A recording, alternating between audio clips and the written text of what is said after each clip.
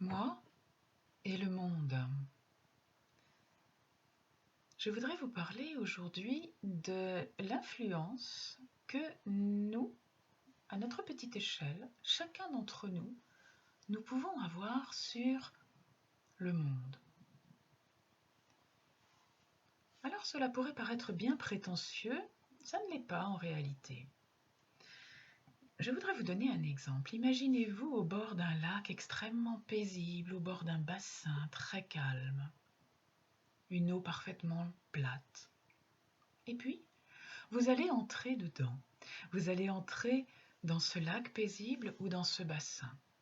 Et même si vous faites très doucement, vous allez générer des petites vagues. Vous allez générer des conséquences. Votre entrée dans cette eau paisible va avoir des conséquences. Ces petites vagues, vous ne savez pas où elles vont. Si vous entrez doucement, ce sera de toutes petites vagues. Si vous entrez violemment, vous allez éclabousser partout. Eh bien, votre action dans la vie, elle est totalement comparable à cet exemple. À chaque fois que vous faites quelque chose, quoi que ce soit un geste, que ce soit un mot, que ce soit même une pensée, tout ce que vous faites dans la vie, c'est une petite vague qui part de vous et qui va plus ou moins loin. Qui va plus ou moins loin toucher quelqu'un, comme une caresse si c'est une petite vague douce, comme quelque chose de plus violent si c'est une grosse éclaboussure. Et puis, bien évidemment, chacun d'entre nous, chaque personne sur cette terre déclenche ces petites vagues. Ce qui veut dire que vos petites vagues à vous vont venir croiser mes petites vagues à moi, et que mes petites vagues à moi vont aller croiser celles de tout un tas d'autres gens. Des proches, bien sûr, et ça c'est évident, que les actions que nous posons ont des conséquences sur nos proches, mais nous ne savons jamais comment ce que nous avons envoyé, comment les petites ondes que nous avons envoyées ont rebondi ici ou là et qui elles vont aller toucher. Nous sommes absolument incapables de mesurer les conséquences de nos actes, de nos gestes, de nos paroles et encore moins de nos pensées sur les êtres humains qu'elles vont aller toucher. Dieu seul sait où. Dans certaines civilisations, sagesse, on appelle cela le karma. Pourquoi? Qu'est-ce que c'est que le karma? Le karma, on traduit cela parfois par le destin. Bon nombre de personnes sont ouvertes à la possibilité qu'il y ait que l'être humain passe par plusieurs vies successives et que les actions qu'il a posées dans le courant de ses vies puissent avoir été soit bénéfiques, soit dommageables à d'autres êtres. Et donc, en vertu de cette loi du karma, les actions qui ont été posées génèrent une dette. Une dette, vous le savez, c'est quelque chose qui se rembourse.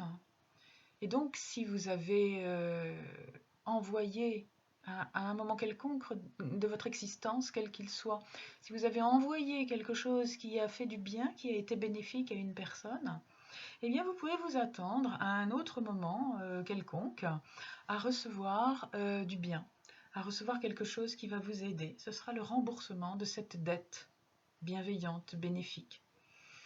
En revanche, si votre action a été d'une manière ou d'une autre nuisible à une autre personne, eh bien, le remboursement, bien entendu, ce sera qu'il faudra tout mettre en œuvre pour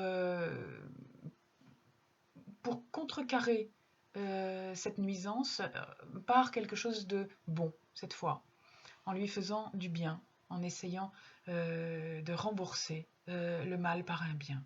Voilà. Donc, ce que j'aurais aimé vraiment aujourd'hui, c'était vous faire prendre conscience que tout ce que nous envoyons a des effets. même ce que nous envoyons en pensant que ce n'est pas grave, même ce que nous envoyons en pensant que c'est de l'humour, même et surtout ce que nous envoyons au moment où nous sommes dans l'émotion, dans la colère, dans la tristesse, au moment où une blessure nous fait mal et où eh bien nous avons beaucoup de difficultés à maîtriser ce que nous disons, ce que nous faisons et les réactions que nous avons vis-à-vis des autres.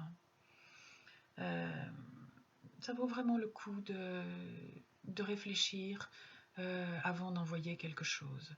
Ça vaut vraiment le coup de se poser un petit peu avant de lancer quelque chose comme ça, dont on ne sait pas où ça va atterrir.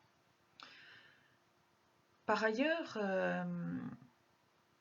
il a été prouvé, si vous êtes membre de l'atelier d'harmonisation, vous avez pu lire les documents que je vous y ai partagés, il a été prouvé que lorsque suffisamment de gens se mettent ensemble à envoyer des pensées bénéfiques, c'est malheureusement vrai aussi pour les pensées maléfiques, mais là je ne veux parler que des pensées bénéfiques, cela a été prouvé en période de conflit, où un certain nombre de personnes se sont réunies pour envoyer par la méditation des pensées de paix, des pensées bénéfiques, eh bien on a constaté à ce moment-là, pendant toute la durée de cette méditation collective, on a constaté en zone de guerre une diminution des violences, une diminution des conflits. Ça, c'est vrai tout le temps. Lorsque vous envoyez, lorsque nous sommes un certain nombre à nous joindre pour envoyer des pensées de qualité, des pensées de paix, des pensées d'amour, eh bien cela gonfle ce que l'on appelle un égrégore et cela vient contrebalancer d'autres pensées un peu plus néfastes pour les êtres humains et pour la planète. Donc votre façon de contribuer au bien-être de la planète, ça pourrait être ça. Ça pourrait être sans bouger de chez vous et sans rien changer à vos occupations habituelles, tout simplement d'envoyer de bonnes pensées, d'envoyer des pensées de paix. Et peut-être la prochaine fois que vous aurez envie d'incendier quelqu'un qui vous agace, peut-être pourriez-vous prendre le temps de compter jusqu'à 3 et à la place de transformer votre agacement et de lui envoyer une parole ou une pensée gentille. Vous allez voir, ça peut faire toute la différence. C'est difficile. C'est difficile. Pour vous y aider, je vous invite à pratiquer un certain nombre d'exercices qui figurent sur notre atelier, des exercices qui sont destinés à favoriser l'équanimité, la pesanteur émotionnelle, le fait de pouvoir prendre du recul par rapport aux choses, par rapport aux émotions, prendre un peu de temps et être moins réactif, être moins dans le rebond, dans l'immédiateté de la réaction. Il y a un certain nombre d'exercices que je vous ai concoctés sur l'atelier et que vous pouvez utiliser. Ils sont là pour ça. Je vous souhaite vraiment de vous mettre en chemin, sur ce chemin. Ce qui est important, ça n'est pas d'être arrivé à destination, c'est d'être sur le chemin. Alors merci de nous y rejoindre, merci d'avoir écouté cette vidéo. Et je vous souhaite le meilleur. Et je vous souhaite de devenir très prochainement un relais pour le meilleur.